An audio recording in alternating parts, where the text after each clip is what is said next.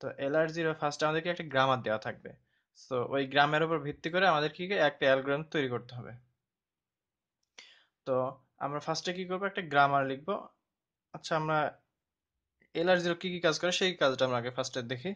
যেমন একটা গ্রামার দেওয়া আছে, যেমন মনে করলাম যে ই প্লাস টি, টি দেন টি,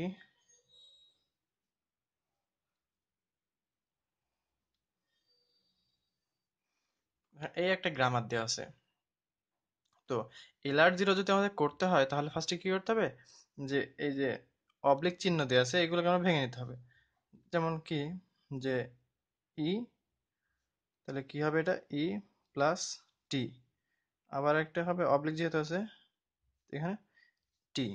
আচ্ছা, এখানে টি ভাঙলে কি হবে, টি, টি স্টার এফ, এবং এখানে টি এফ।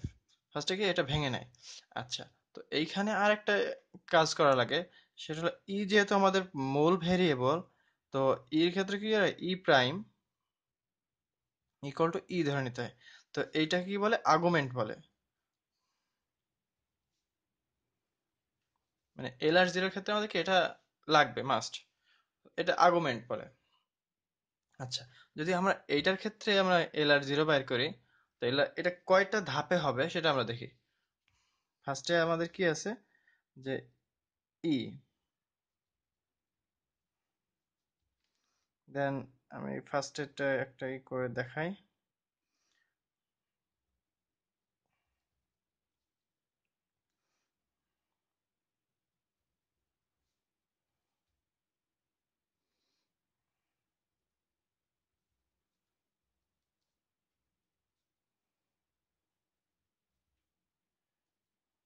আচ্ছা, তো এটা হলো আমাদের মানে এই গ্রামারটাকে ভেঙে আমরা এটা করলাম। এখন এটাকে যদি আমার করা লাগে, ক্যানোনিক্যাল, মানে ক্যানোনিক্যাল ফর্ম যেটা বলে, LR0 ক্যানোনিক্যাল ফর্ম ইউজ করে। এই ক্যানোনিক্যাল ফর্ম কাজ কি, ফার্স্টে আমাদের ডট দেওয়া। আচ্ছা, তো আমাদের এই যে ই প্রাইম এইটা আছে, আমি এই যে ফার্স্ট স্টেপে কি আমার একটা ডট দিব, এই ডটটাকে ক্যানোনিক্যাল আইটেম বলা হয়। তো এই ডটের মানে কি, ডটের আগে যেগুলো থাকবে সেগুলো কি এই স্টেপটা আমাদের রিড করে নেয়। মানে LR0 যে মেথড আসে কি সেগুলো রিড করে, আর এর পরের গুলো কি রিড করা হয়নি। তো এটা আমাদের রিড করতে কতক্ষণ টাইম লাগবে, ই ডটটা পরে চলে গেল, মানে কি প্রথম অবস্থায় রিড হয়নি, সেকেন্ড অবস্থায় রিড হয়ে গেছে। মানে কি আমার এটা মানে পড়া হয়ে গেছে, এটা দেখা হয়ে গেছে। তারপরেরটা আমি করি ই প্লাস টি, তাহলে এটা, আচ্ছা এই ক্যানোনিক্যাল ফর্মটা কি হয়, একটা একটা স্টেপ আগায়। যেমন এখানে ফার্স্টে কি ছিল ই, পরের অবস্থায় কি আসবে, ডটটা পরের অবস্থায় প্লাসের আগে আসবে, দেন টি। তাহলে পরের স্টেপে কি হবে, ই থাকে প্লাসের পরে টি, ক্যানোনিক্যাল ফর্মটা চলে যাবে, দেন টি, দেন ইকুয়াল টু আবার কি হবে, ই প্লাস টি ডট, মানে কি এটা আমার এক্সিকিউট কমপ্লিট হয়ে গেল, রিড করা এটা কমপ্লিট হয়ে গেল। দেন এখানে এখানে কি আছে, ই ইকুয়াল টু টি। আচ্ছা, তো আমাদের এটা কি করতে হবে, ফার্স্টে ই টি এর উপর পড়ে, মানে কি একবার টি আসলো ক্যানোনিক্যাল ফর্মের মধ্যে, দেন কি এটা এক্সিকিউট হয়ে গেল। একইভাবে T mister F, then T F, T F, T F, এটার জন্য হয়ে গেল। এখন বাকি থাকবে T is equal to F, অর্থাৎ টি এফ। আমাদের ক্যানোনিক্যাল ফর্মটা এই সিকোয়েন্স আকারে কাজ করে। আচ্ছা, তো আমরা এটা যখন বুঝে গেলাম, সো আরেকটা এক্সাম্পল দিয়ে দেখি।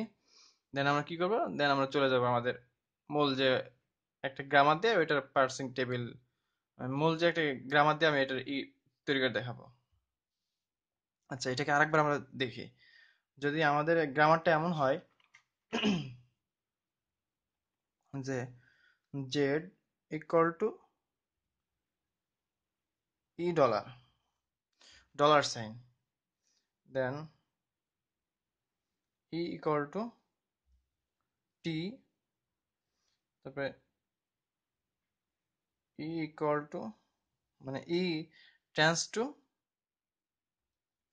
ই প্লাস টি, তারপর আসতেছে আমার টি টেন্স টু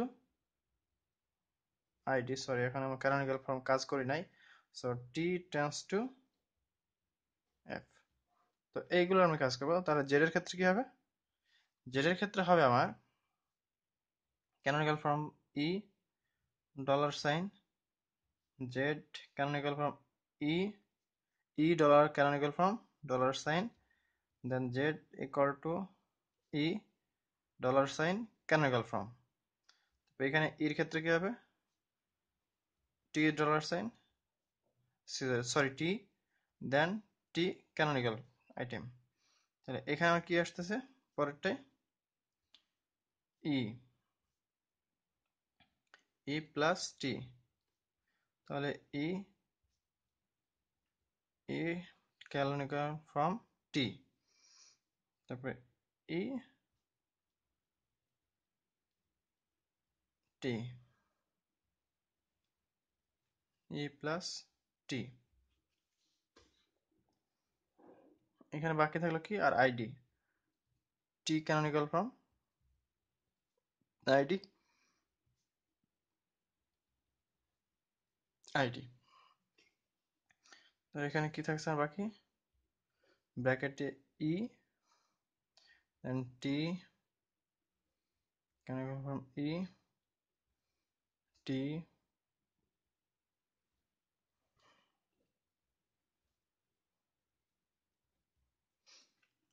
এই তো আমাদের হয়ে গেল। তো আমরা কি দেখলাম যে ক্যানোনিক্যাল ফর্মটা একটা একটা ঘর করে আমাদের আগাচ্ছে। আচ্ছা, তো যখন আমাদের একবারে ফিনিশিং চলে আসবে সেটাকে আমাকে ডাবল ই দিয়ে ডাবল ব্র্যাকেট দিয়ে ঘিরে দিব, ওইটাকে আমাদের মানে ফাইনাল স্টেট, এই জন্য আমাকে ডাবল ই দিয়ে ঘিরে দিব। সো এখনকার টিউটোরিয়ালটা এই পর্যন্ত, পরের টিউটোরিয়ালে আমরা একটা এক্সাম্পল দিয়ে ওটার মানে এলআর জিরো পার্সিং টেবিলটা আমরা অ্যাড করবো। So thank you for watching.